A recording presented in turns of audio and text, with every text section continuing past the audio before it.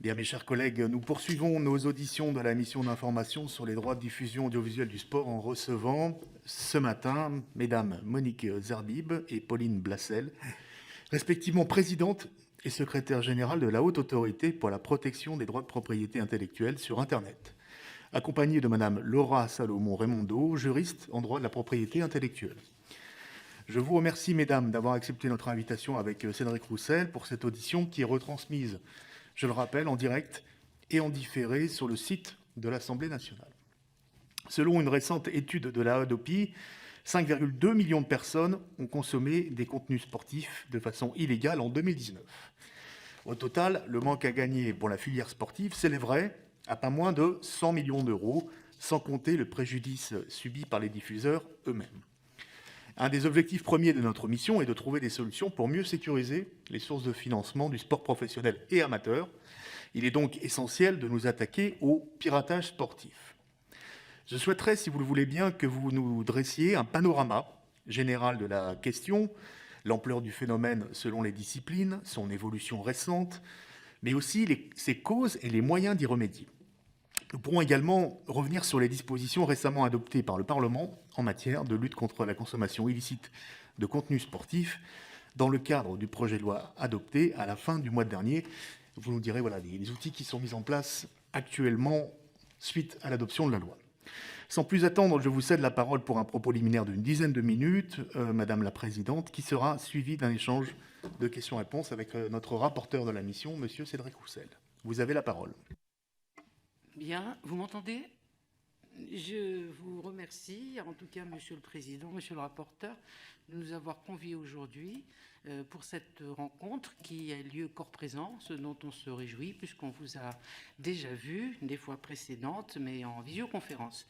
En tout cas, cette invitation est opportune dans le cadre de votre mission d'information sur les droits de diffusion audiovisuelle des manifestations sportives. Nous nous sommes, comme vous le savez, je crois, beaucoup intéressés au sport ces dernières années, mais sous un angle évidemment particulier que vous avez rappelé il y a un instant, monsieur le rapporteur, sous l'angle qui est celui évidemment de la lutte contre le piratage et sous l'angle du développement des offres légales sur Internet. C'est sur ce terrain donc, qui relève de notre compétence que je vous propose d'intervenir. Donc mon intervention est circonscrite à ces thèmes-là, qui sont dans notre portefeuille, si je puis dire. Alors, je peux vous rappeler d'abord quelques éléments relatifs au piratage des retransmissions sportives, puis vous faire part de quelques observations sur le développement des offres légales dans ce domaine, développement que, évidemment, vous vous en doutez bien, nous encourageons le plus possible. S'agissant du piratage des retransmissions sportives, ce qu'on peut souligner, c'est qu'il s'agit de la seule pratique illicite qui n'a cessé de progresser de façon dynamique ces dernières années. Voilà. Il faut retenir que le piratage sportif est en progression, au contraire d'autres secteurs piratés.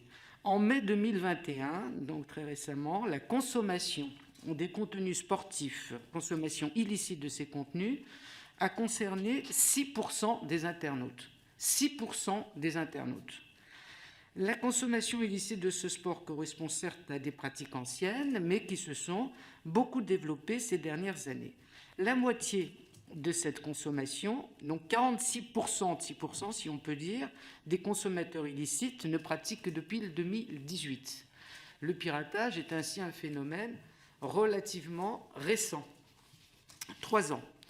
Si la consommation illicite de sport en ligne reste à ce stade moins répandue que celle des films et des séries, dès lors qu'il est consommé en ligne, le sport est le bien qui donne le plus lieu à des pratiques illicites par ses amateurs et concerne 30% des consommateurs des contenus sportifs de façon dématérialisée. Et on a observé une augmentation de 6 points par rapport à 2020. Pour 51% d'entre eux, il s'agit d'un usage régulier, au moins une fois par semaine. La consommation se fait majoritairement sur des sites de live streaming illicites. 65% des consommateurs de contenus sportifs y ont recours, via IPTV, 28%, et sur les réseaux sociaux, 26%, à partir de liens qui renvoient vers des sites de streaming essentiellement. Cette pratique, alors je ne vous étonnerai pas, correspond à un profil très masculin. 70% des consommateurs illicites de sport sont des hommes. Alors c'est aussi un phénomène parisien et qui concerne les catégories socio-professionnelles supérieures. Donc masculin, parisien, cadre sup, voilà, ce qu'il faut retenir essentiellement. Je voudrais également rappeler que ces pratiques illicites ont, vous l'avez dit, des conséquences économiques importantes parce qu'elles génèrent un manque à gagner de plusieurs centaines de millions d'euros chaque année pour le secteur, le sport amateur et l'État, mais aussi parce qu'elles font perdurer une concurrence déloyale qui ne permet pas aux offres légales de se développer dans un environnement sain. L'État perd au niveau de la perception de la taxe buffet, l'État perd d'autant plus de fonds. Je tenais donc, monsieur le rapporteur, à saisir cette opportunité de rencontre pour vous remercier tout particulièrement pour l'énergie que vous avez déployée pour qu'un dispositif ad hoc permettant de lutter contre le piratage de retransmissions sportives soit mis en place. Vous avez participé efficacement à cette loi qui est en cours de promulgation et qui contient donc des textes innovants, je crois qu'on peut le dire, sur la façon de lutter contre le piratage sportif. Ces textes devraient être applicables au 1er janvier 2022, mais nous avons déjà commencé avec les ayants droit et les fournisseurs d'accès à Internet à préparer la mise en œuvre de cette nouvelle mission. C'est nouveau, il faut mettre ça en place. On a commencé, on est en octobre, novembre, décembre. L'ARCOM la fusion devrait être effective entre l'ADOPI et le CSA au 1er janvier 2022, de sorte que ces textes nouveaux devraient trouver matière à s'appliquer dans les faits, seulement au 1er janvier 2022.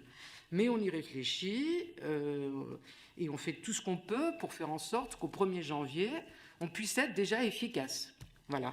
Mais on en est, vous en doutez bien, au balbutiement quand même, c'est le début du début. S'agissant ensuite du développement des offres légales, nous avons conduit avec le CSA une étude relative à l'impact de la multiplication des offres sur le comportement des consommateurs. On a également réalisé des simulations économétriques pour évaluer les impacts de la multiplication des offres et de leur variation de prix sur le nombre d'abonnés et sur leur consentement à payer. Donc, combien d'abonnés s'abonnent-ils de gaieté de cœur, si on peut dire? Est-ce qu'ils acceptent d'ouvrir leur porte-monnaie? Voilà. Il ressort d'abord de cette étude que les retransmissions sportives bénéficient d'un public particulièrement investi et attaché à ces abonnements, indépendamment des variations de son coût. Donc des passionnés qui n'hésitent pas à s'abonner, même si ça leur paraît cher, ou en tout cas ils y vont. Mais on constate également, comme on pouvait s'y attendre, que le marché des offres audiovisuelles de cinéma et de séries sur Internet est plus, entre guillemets, résilient que celui de l'offre de sport, dont le paysage, qui a changé à plusieurs reprises dernièrement, n'est pas encore perçu comme stabilisé. Voilà. Nous sommes plus ou moins au début d'un phénomène qu'on a observé au cours de toutes ces dernières années, depuis 2018 à l'ADOPI. Le paysage du piratage sportif n'est pas parfaitement encore net et il faut encore bien sûr une période d'observation.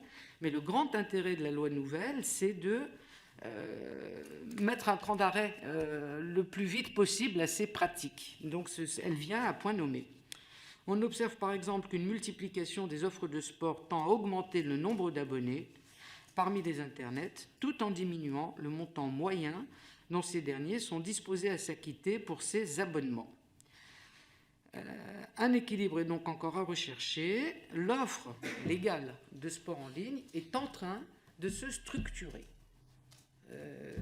Et c'est évidemment une très bonne chose. Au développement du piratage a répondu un développement des offres légales en ligne, et c'est une bonne perspective.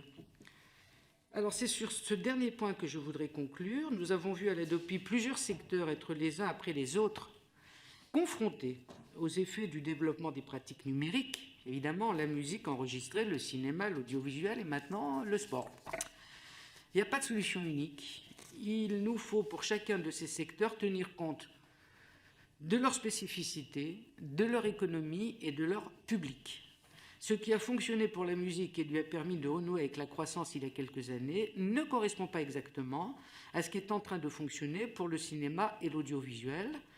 L'offre de sport en ligne doit encore trouver un équilibre face à l'évolution des usages et vous ne serez pas surpris, ça prend du temps. Dans ce contexte, notre priorité est de faire en sorte que cette offre légale puisse se développer dans un environnement préservé de la concurrence déloyale de ceux qui organisent évidemment des pratiques illégales et en tirent profit. En tout cas, ce que je peux vous dire, c'est que les agents de l'ADOPI sont très sensibilisés à cette question. Ils y travaillent. Nous avons, toujours délicat de faire cocorico, mais d'excellents ingénieurs qui ont été un peu des pionniers en matière de piratage sous toutes ses formes et qui ont acquis une compétence relativement unique. Enfin, je ne pense pas qu'on trouve beaucoup d'ingénieurs en France qui sont aussi pointus sur ces questions. Voilà. Ils sont en mesure très vite de détecter un match retransmis de façon illicite. Donc ça, c'est un très précieux atout et je pense que cette compétence, évidemment, va encore se développer, bien évidemment, dans le cadre de l'ARCOM. Voilà, je vous remercie de m'avoir écouté. Merci, Madame la Présidente. Et on est heureux, en plus, avec Cédric Roussel, de constater que les études que vous avez menées, qui sont vraiment bien ciblées sur la consommation de programmes sportifs, cela rejoint complètement le souci que nous avons quand nous avons lancé la consultation citoyenne qui se déroule sur le site de l'Assemblée nationale jusqu'au 24 octobre. Déjà plusieurs milliers de contributions nous sont parvenues, de bien cerner aussi ce qui est aujourd'hui les modes de consommation, les besoins, les attentes, les aspects financiers que vous avez un petit peu décrits, tout en sachant que l'offre n'est pas complètement encore stabilisée. Effectivement. Est-ce que vous pourriez nous décrire, alors nous comprenons bien que nous en sommes qu'au balbutiement des contacts que vous avez là avec les ayants droit et puis avec les FAI, mais est-ce que vous pourriez nous décrire pour ceux qui nous regardent, le grand public, on va dire nos concitoyens, un petit peu comment pourrait marcher le mécanisme des ordonnances dynamiques une fois qu'il sera mis en place après le 1er janvier 2022 et en quoi il consiste concrètement? On nous a dit que c'était extrêmement difficile aujourd'hui de faire cesser la diffusion d'un match en streaming avant un certain laps de temps, par exemple. Est-ce que vous réfléchissez à un certain nombre de clauses techniques qui vous permettront d'être, comme vous dites, efficaces au moment de la nouvelle année 2022? Vous voulez que je te parle des réunions qu'on a eues peut-être? Si vous voulez, je compléterai ensuite éventuellement. En tout cas, ce que je peux dire pour le dispositif qui existe, c'est l'article 3 de la loi que vous connaissez mieux que moi. Ce dispositif permet, lorsqu'est constatée une retransmission illicite, d'agir extrêmement vite, c'est-à-dire de saisir le juge de référé ou le juge du fond pour que cela cesse immédiatement. Voilà. Si d'autres sites produisent le même programme au même moment, de la même façon, l'ADOPI l'ARCOM pourra intervenir très vite pour faire cesser ces programmes-là. Tout ça passe par la suite par des accords entre ayants droit et FAI, bien évidemment. Et l'ARCOM sera une pièce maîtresse pour ce qui concerne le contenu de ces accords. Et je pense sincèrement que ça peut marcher. Voilà, l'ARCOM sera un peu le tiers de bonne foi pour favoriser la conclusion de ces accords vertueux. Voilà. Je vais peut-être laisser la parole à Pauline sur des rencontres justement entre ayants droit et FAI sur le sujet. Oui, précisément sur les questions. Ah, comme ça ? Ok. Non, sur des questions plus pratiques, parce qu'on a eu effectivement quelques réunions avec les ayants droit du sport, quelques échanges avec les FAI qu'on réunit dans leur ensemble cet après-midi même d'ailleurs. Bon, il y a 3 gros enjeux dans nos discussions. Le premier sujet, c'est comment est-ce qu'on organise notre dialogue, puisque l'intervention d'une autorité publique dans ce dispositif et dans un tel dispositif, c'est une nouveauté. Il y a évidemment des enjeux juridiques, c'est-à-dire à partir du moment où l'autorité intervient, qu'est-ce qu'on va retenir comme formalisme, qu'est-ce qu'on va retenir comme preuve, qui va faire les constats, sous quelle forme ils seront transmis, etc. Et vous le disiez, Monsieur le Président, des enjeux techniques, évidemment, pour parvenir à ce que les services soient effectivement bloqués. Alors, sur ces 3 enjeux, bon, pour l'organisation de notre dialogue, il s'agit finalement simplement de trouver une certaine forme de régularité, de constituer une sorte de groupe de travail dans lequel seraient représentés les différents acteurs, et ce qui nous paraît à ce stade plutôt en bonne voie. Enfin, le dialogue avec les différentes parties prenantes est plutôt très positif. Sur les enjeux juridiques, le cœur du sujet, c'est vraiment de savoir qui constate quoi. Et donc on est, nous, en train de construire avec les ayants droit un mécanisme où eux pourraient réaliser des constats d'huissier qui seraient transmis à l'autorité publique, qui pourrait donc avoir une vérification, je dirais, à minima, et donc de pouvoir réagir extrêmement rapidement. Et les enjeux techniques, en revanche, sont pas évidents. Il y a donc 2 chantiers qu'on doit mener. C'est-à-dire un premier qui est la généralisation du blocage dit DNS, qui est déjà mis en place dans le domaine de la culture et qui est techniquement assez accessible, qu'on devrait pouvoir mettre en place assez rapidement. Mais il y a un défi particulier dans le cas du sport qui est le besoin éventuellement de recourir à ce qu'on appelle du blocage IP, pour pouvoir bloquer les serveurs pendant la diffusion des matchs. Et donc ça, c'est un sujet sur lequel on est évidemment obligé de passer plus de temps, qui est mis en œuvre dans d'autres pays, mais qui est très peu mis en œuvre en France, et qui sera un chantier de discussion avec les fournisseurs d'accès à Internet, évidemment. Il me semblait, pardon, que vous aviez posé une autre question. Donc je vous dis blocage IP, DNS, gros défi technique. Oui, et notre sentiment est que ce système doit passer par la mise en place d'une façon ou d'une autre d'une interface partagée entre les ayants droit, les fournisseurs d'accès à Internet et l'autorité publique, qui soit le plus rapidement possible automatisé pour que le dispositif soit opérationnel et rencontre son objectif qui est d'obtenir des blocages extrêmement rapides. Là, on parle de blocage pour des sites de streaming illégal. On nous a parlé du recours aujourd'hui assez important au boîtier IPTV, hein, dont vous avez évoqué tout à l'heure, Madame la Présidente. Est-ce qu'on aura le moyen aussi de lutter contre ce dispositif technique-là ? Oui, bien sûr. Alors, quand il s'agit d'utilisation d'IPTV, bon, il est possible de bloquer certaines adresses Internet qui sont utilisées et donc d'avoir, entre guillemets, recours à des solutions de blocage traditionnelles. Mais ça fait partie des sujets pour lesquels on a justement besoin de mettre en place du blocage IP, c'est-à-dire de bloquer des serveurs. Donc, est-ce que ce sera possible ? Oui. Ça va prendre plus de temps parce que le défi technique est plus important.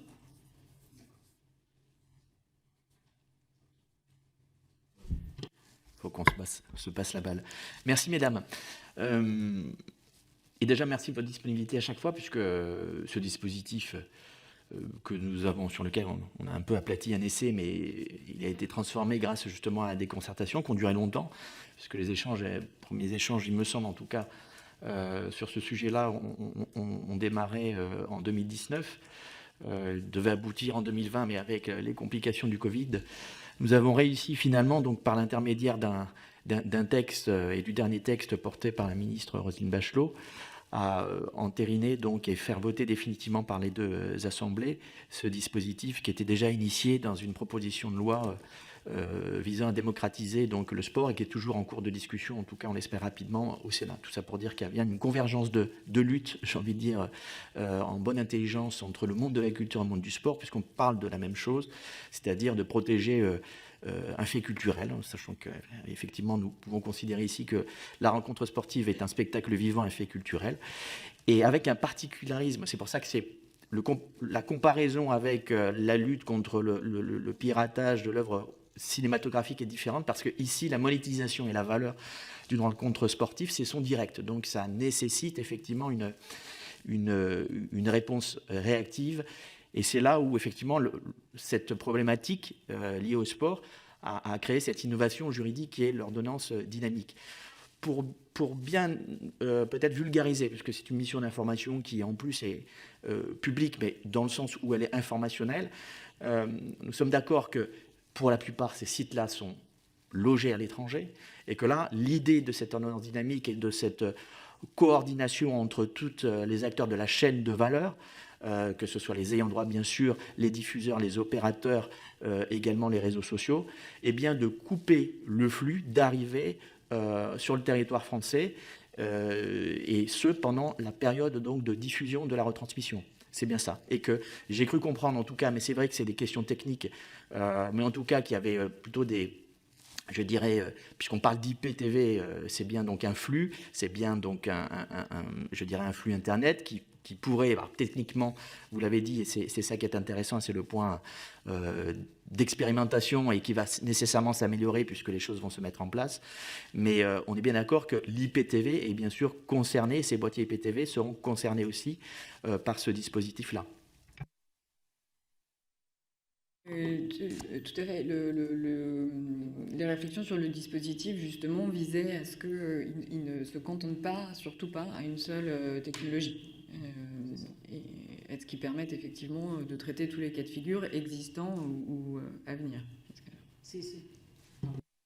C'est d'ailleurs ce qui ressort très nettement de la loi qui a été votée. On ne se limite pas à bloquer un seul site, mais tout doit être fait pour qu'on puisse bloquer tous les sites, quels que soient les moyens employés, IPTV, YouTube, les réseaux sociaux, mais pour qu'on puisse bloquer tout ça dans un temps record. Voilà.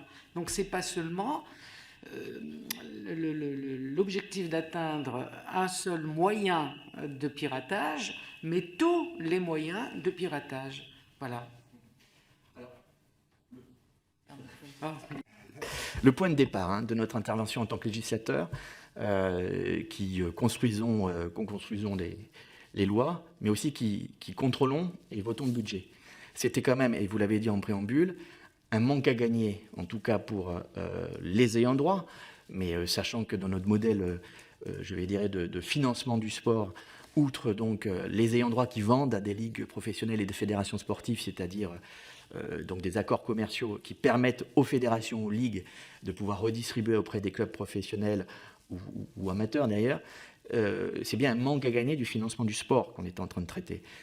Donc c'est pour ça que cette réponse-là est bien donc une défense des intérêts, j'ai envie de dire, financiers du sport, et qu'il s'attaque à la filière illégale économique du sport. Je voudrais juste, je vous pose ces questions-là pour avoir des confirmations, parce qu'il y a toujours un parallèle qui est fait avec donc j'ai envie de dire, la lutte donc contre l'œuvre cinématographique qui consistait à verbaliser quelque part l'usager. Là, on est bien donc dans une autre dimension, c'est d'attaquer le mal à la racine quelque part.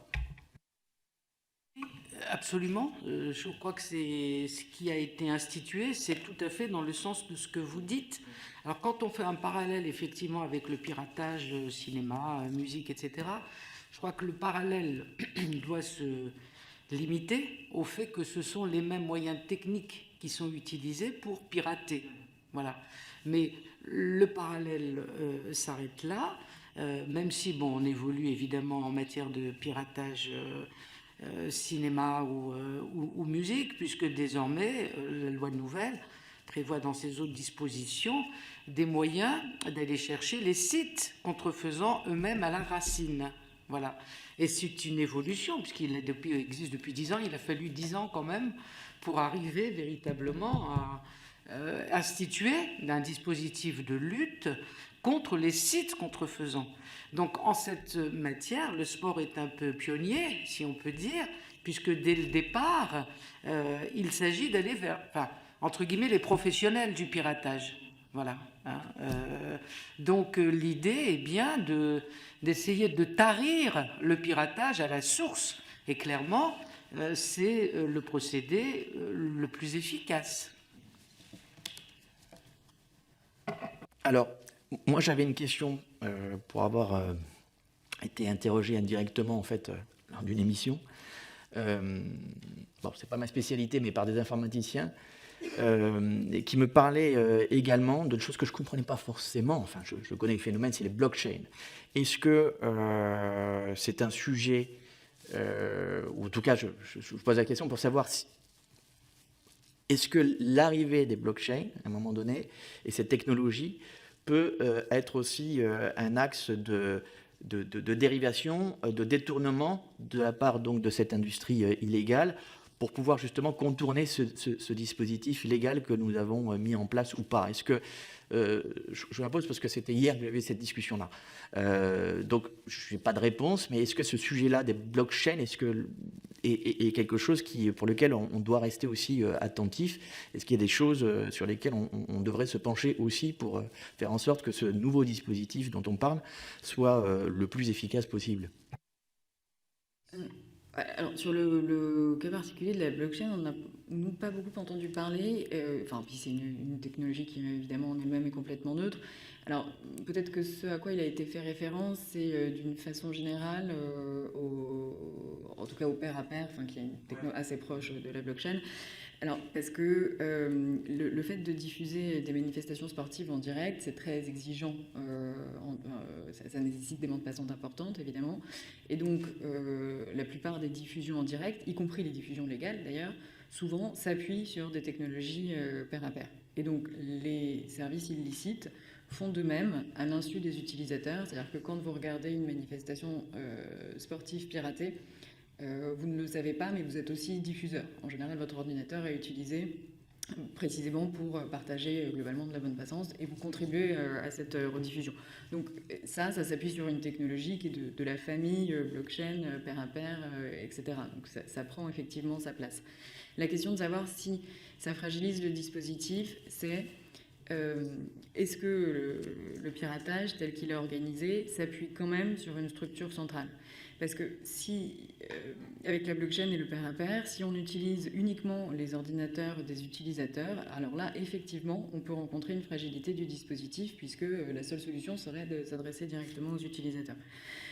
On peut évidemment pas prévenir l'avenir, mais dans une très grande majorité de cas, ces systèmes s'appuient quand même sur une solution centralisée. Pourquoi? Parce que si ça ne se passe qu'entre utilisateurs, il n'y a pas de source de rémunération.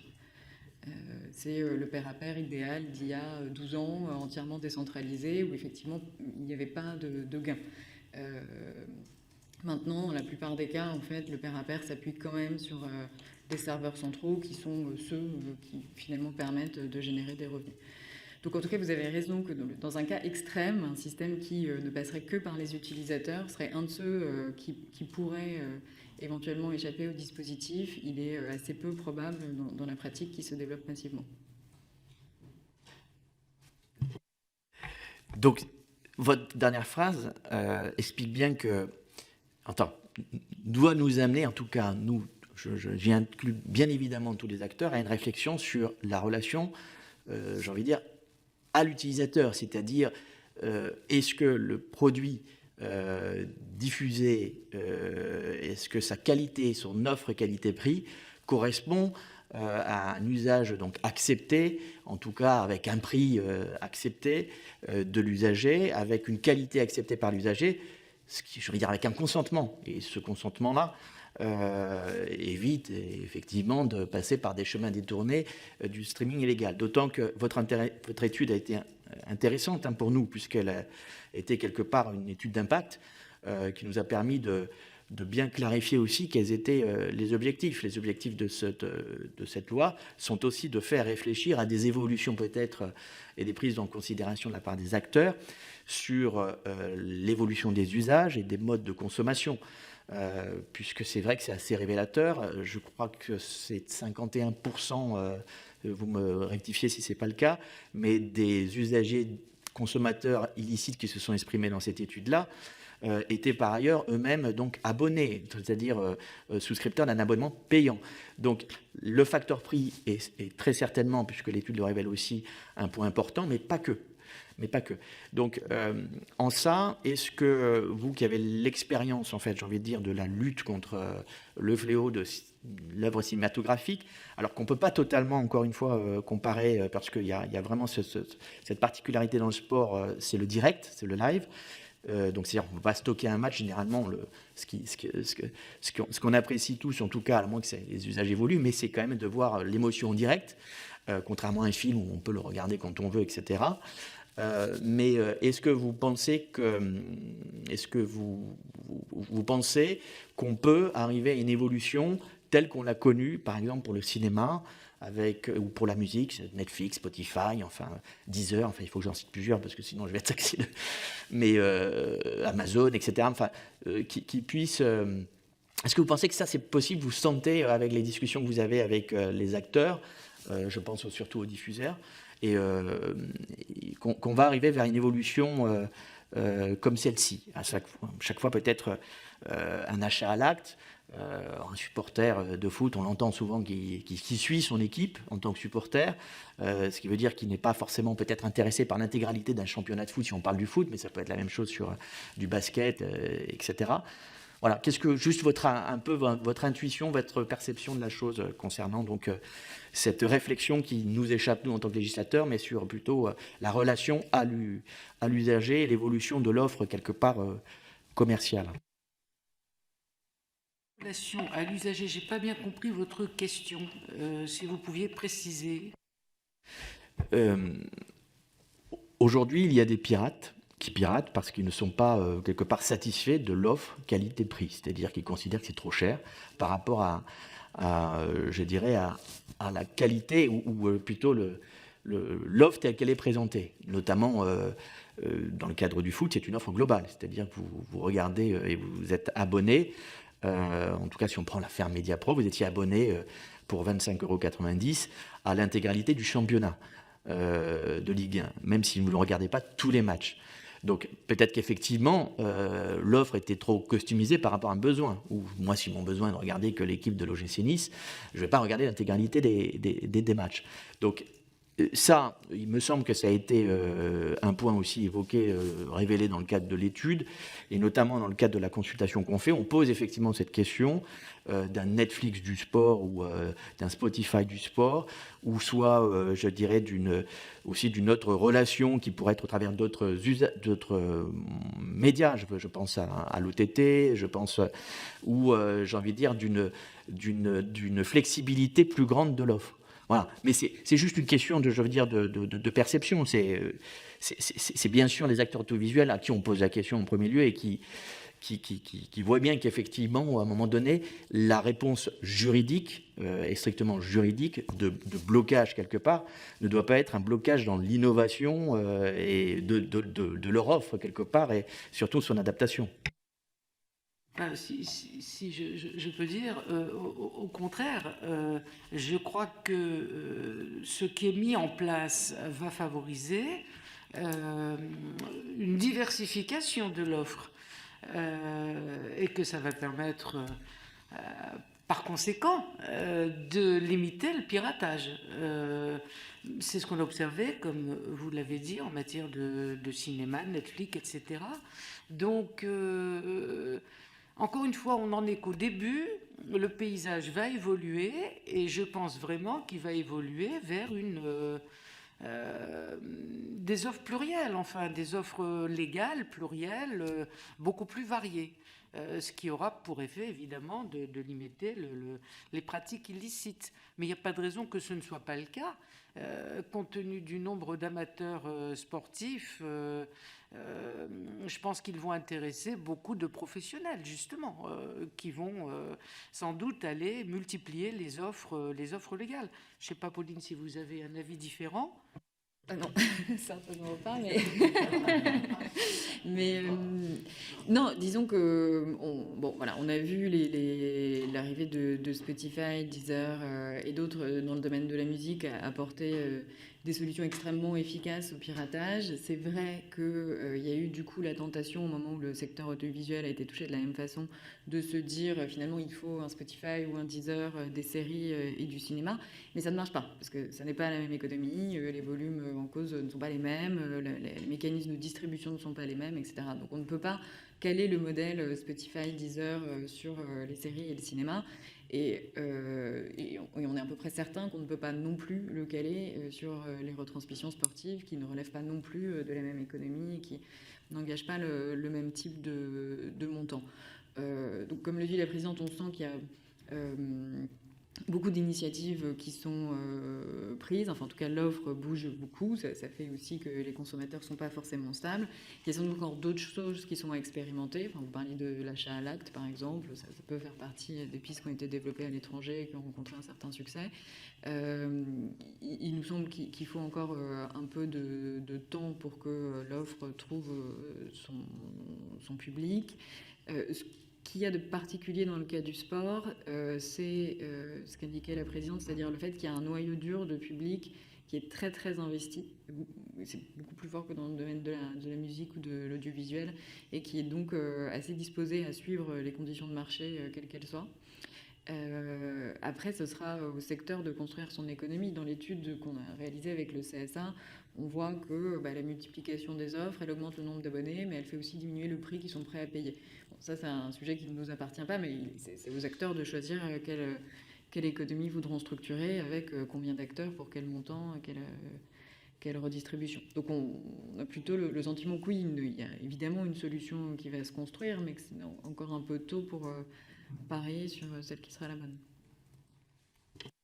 Alors, certains disaient, mais on va lutter contre le piratage sportif avec bon sens. On va faire en sorte qu'il n'y ait plus et uniquement donc, de l'exposition du sport en clair. Voilà. Donc, c'est une manière de lutter, effectivement. Donc, ce que je veux dire, c'est qu'après, il y a un principe de réalité sur notamment les modèles économiques. Alors, on va parler du football parce que c'est lui qui capte les 80% des droits TV dans notre sport et qui, aujourd'hui, une réflexion, c'est l'objet de cette mission d'information, qui part d'un fait, c'est qu'il y a une télédépendance de certaines disciplines sportives dans le modèle économique des clubs professionnels de foot, et qu'il faut partir de ce constat-là, qu'il faut le préserver en l'état, puisque c'est en raison de cette indépendance, et de cette dépendance par contre, mais qu'il faut réfléchir à des sources de diversification. Donc, ce que je veux dire, c'est qu'est-ce qu'il y a aussi ce débat sur... et est-ce que dans votre étude, vous avez aussi posé des questions qui sont liées aux habitudes des consommateurs illégaux, donc de spectacles audiovisuels sportifs. Est-ce qu'ils vont dans les stades? Est-ce qu'ils font du sport? Est-ce que vous avez pu avoir des questions aussi liées pour savoir si, en fait, tout simplement, voir la corrélation qui existe entre l'exposition du football et déjà son développement par la pratique, ou soit le fait que ce n'est pas un frein pour tout simplement les amoureux du sport d'aller aussi dans les stades. Donc un frein à l'attractivité dans les stades. Est-ce que vous avez aussi ces questions liées dans votre étude ou pas? Je ne les ai pas vues moi. Mais donc, non, honnêtement, sur la pratique, pas du tout. Voilà. Je ne sais pas si c'est dans celle-là. Ce qui est sûr, c'est qu'il n'y a pas du tout de substituabilité entre le stade et le visionnage, d'une façon générale. C'est une expérience à part, etc. En revanche, sur les pratiques, non, on n'a pas de chiffres. Sur les boîtiers IPTV, parce qu'on en parle beaucoup, enfin, j'ai cru comprendre et lire que c'était le phénomène en recrudescence par rapport donc au streaming illégal, ne serait-ce que ça, et parce que c'est hyper confortable pour un usager. Hein, donc, et c'est un peu ça l'objet de ce dispositif-là, j'ai envie de dire, de rendre la chose la moins aisée aussi pour l'usager illicite, et que ce soit le moins convivial, parce que plus c'est convivial, plus on a l'impression que c'est normal et qu'il n'y a pas d'illégalité en fait. Donc c'est aussi une prise de conscience peut-être qu'on souhaite au travers de ce dispositif-là, que auprès de personnes qui n'auraient pas encore cette conscience-là que c'est une protection des droits d'auteur, j'ai envie de dire des sportifs quelque part, et aussi des modèles économiques, des clubs professionnels qui peuvent soutenir, et des clubs de foot ou de sport en général. Mais le boîtier IPTV, donc c'est le phénomène en recrudescence. Alors, parce qu'il y a une question technologique, donc il y répond pour part parce qu'il y a un blocage d'adresse IP, mais ces boîtiers, ils sont librement accessibles dans le commerce. Alors, est-ce que vous avez aussi ces discussions-là avec donc les opérateurs, les ayants droit, etc. Parce que s'agit-il, selon vous, d'un sujet qui est prioritaire, peut-être pour nous, en tant que législateurs, et le cas échéant, comment faire, mais sans porter atteinte à la liberté de commerce? Est-ce que vous avez ces discussions-là aussi?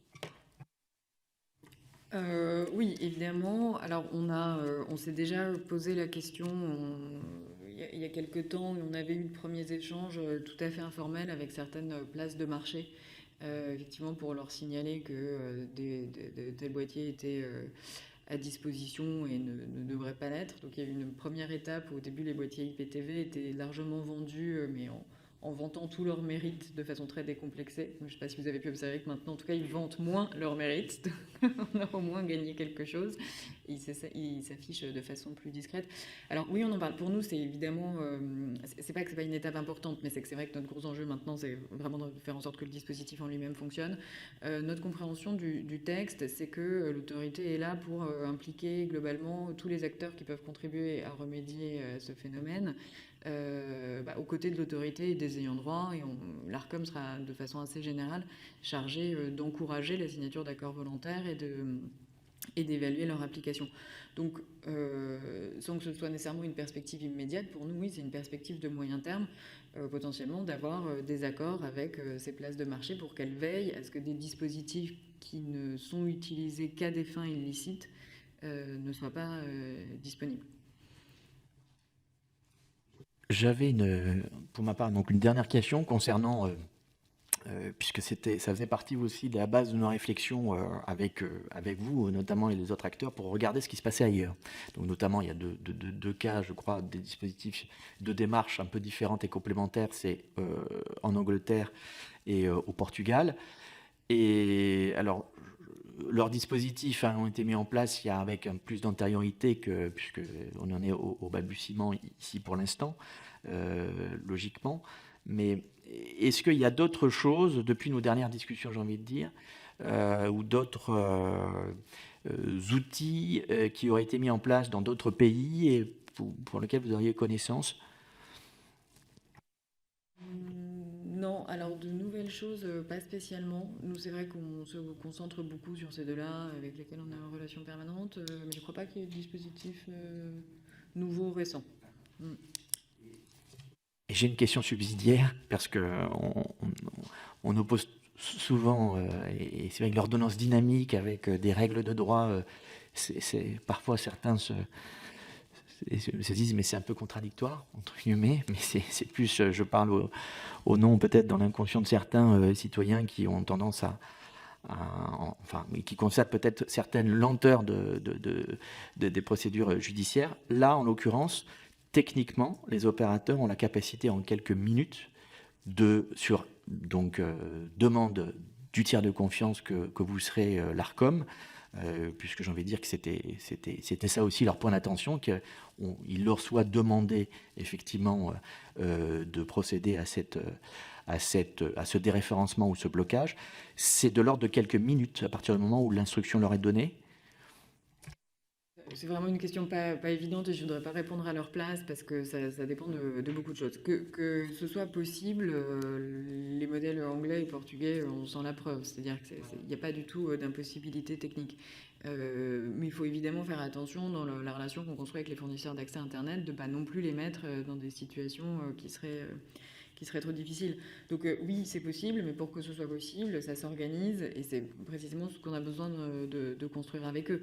Ça peut dépendre de la nature du blocage qu'on met en œuvre. Je vous disais tout à l'heure, ça dépend si c'est un blocage DNS ou un blocage IP, parce qu'il y a certaines méthodes qui prennent plus ou moins de temps à apporter leurs effets. Et puis ça dépend aussi parfois des architectures des opérateurs qui ne sont pas les mêmes et qui peuvent par exemple avoir là aussi besoin de plus de temps pour que les mesures de blocage se répercutent sur tout le territoire, etc.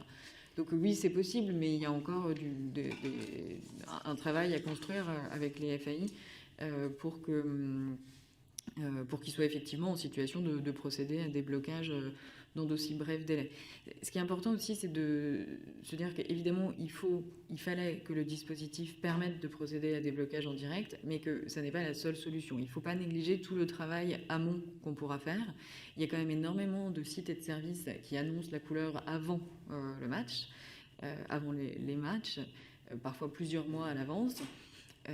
Et donc c'est quand même très important de ne pas négliger que l'autorité pourra plusieurs mois avant les compétitions intervenir sur des services qui pour l'instant sont très librement accessibles et qu'on va déjà, j'espère, diminuer très largement les services ayant ce type de pratique, et je dirais avant que des actes de piratage soient réalisés. Donc il y aura aussi des blocages longs, voilà, qu'il ne faut pas négliger.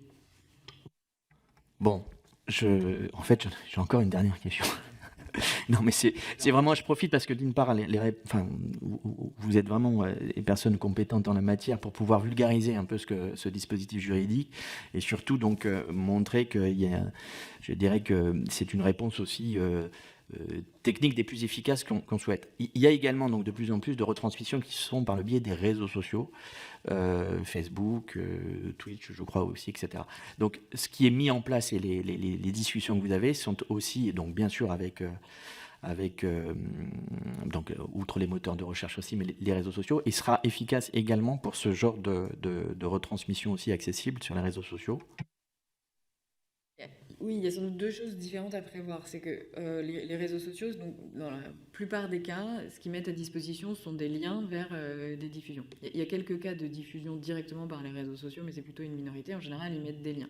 Bon, si notre dispositif y coupe la source, le problème est résolu, je dirais, sans l'intermédiation du réseau social, finalement, puisque la source est éteinte et le lien est inactif. Donc ça, c'est une chose qui sera couverte par ce qu'on fait, par le dispositif de l'article 3. Notre conviction est que ça n'exclut pas de continuer le dialogue qu'on a avec les réseaux sociaux pour qu'ils aient, comme dans le domaine de la culture d'ailleurs, des démarches proactives pour éviter, avant même que la source ne soit coupée, que ce type de lien soit largement diffusé et que la promotion en soit faite. Donc il y a un volet dur qui est le blocage qui coupera la source et un volet plus souple qui rentre dans les accords que je mentionnais tout à l'heure que pourra encourager le régulateur pour que les réseaux s'impliquent de plus en plus dans le fait de limiter, en tout cas, la promotion de ce type de lien et de ce type de page. C'est un dispositif qui est en cours de construction, donc tout n'est pas parfait dès aujourd'hui, c'est pas possible. Il faut quand même attendre un certain temps pour que les choses se mettent vraiment en place. Légalement, je crois qu'on a tout ce qu'il faut. Maintenant, on est un peu aussi tributaire de la technique pour la rapidité de blocage. Ça, ce sont des choses qui, pour le moment, nous échappent un peu, et ça dépendra sans doute de chaque FAI aussi, de sa manière de procéder également. Mais en tout cas, les bases de la moralisation des diffusions, elles sont largement posées. Et je crois qu'au fur et à mesure que cela va se construire, si apparaissent des failles dans le dispositif légal, où il y aura sans difficulté des dispositions législatives complémentaires pour parfaire le système. Voilà.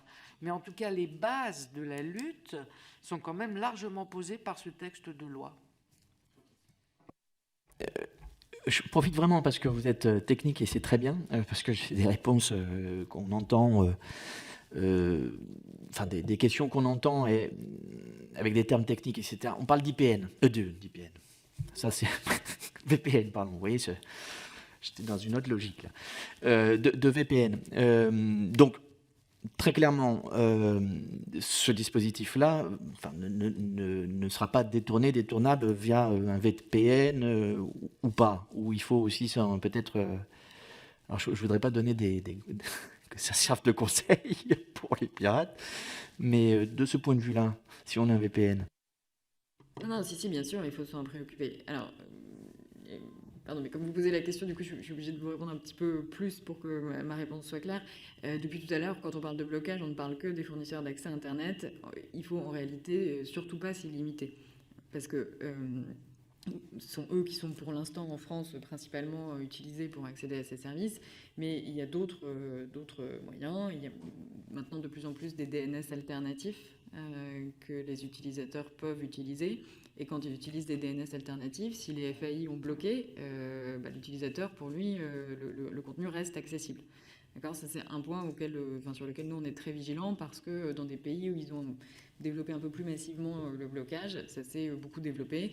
Et en France, dans les dernières études qu'on a faites, ça concerne un peu plus de 10% des internautes, donc ça devient notable. Donc la première chose, c'est de ne pas se limiter aux fournisseurs d'accès à Internet. Il faut, dès que possible, qu'on implique aussi les autres acteurs qui font circuler les contenus dans les décisions de blocage pour éviter que ce soit trop facilement contourné.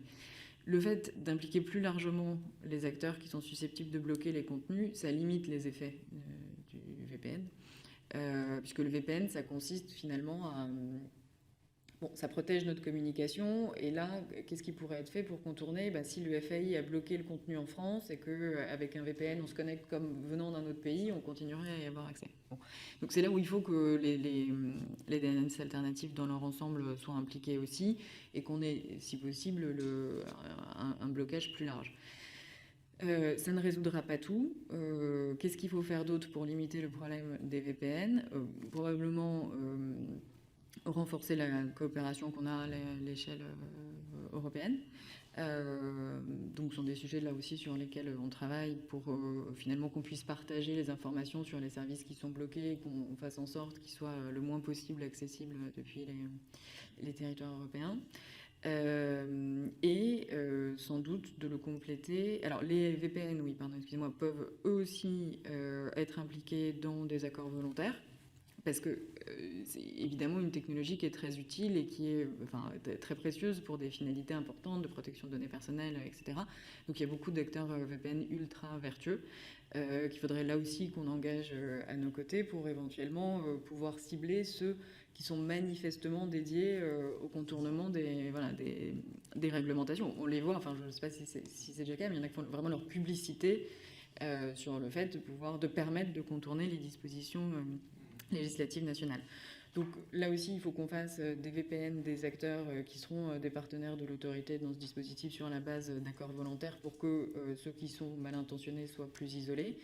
Et ça nous rappelle enfin, comme le disait tout à l'heure la présidente, l'importance aussi de garder un dialogue avec le consommateur, de sensibilisation sur ces outils. Alors, non seulement sur le préjudice que ça cause, on en a parlé pendant toute cette audition, mais sur ce que ça représente comme risque pour l'utilisateur. Parce qu'évidemment, utiliser des systèmes VPN qui sont en fait très mal intentionnés, ça veut dire que c'est un service auquel vous donnez l'intégralité de vos données personnelles et qui, globalement, ne va respecter aucune règle. Donc, on doit compléter... tous ces dispositifs techniques, juridiques, par un maintien de sensibilisation et d'information des consommateurs sur les effets de ce genre, sur les dérives possibles de ce type d'outils. Ça dépasse le cadre du sport, simplement. Enfin, je veux dire, le fait d'utiliser un VPN peut aussi tenter d'autres dérives qui n'ont rien à voir avec la simple... retransmission illégale, visionnage d'une retransmission illégale, donc d'une rencontre sportive. Donc effectivement, c'est un sujet plus large, mais merci beaucoup, parce que vous avez répondu à toutes les questions, et même plus, et évoqué avec cette dernière intervention aussi les points d'attention qu'on doit avoir, et qui inclut notamment une démarche qui est très inclusive, je veux dire, à l'échelle européenne, internationale, etc., pour qu'on puisse impulser, comme on le fait en France, une intention et se donner les moyens d'une lutte, mais qui soit le plus partagée possible, effectivement, dans d'autres pays. Ça, c'est une certitude, ce qui permettra donc d'être plus efficace individuellement aussi. Merci beaucoup, mesdames. Merci beaucoup pour cette audition.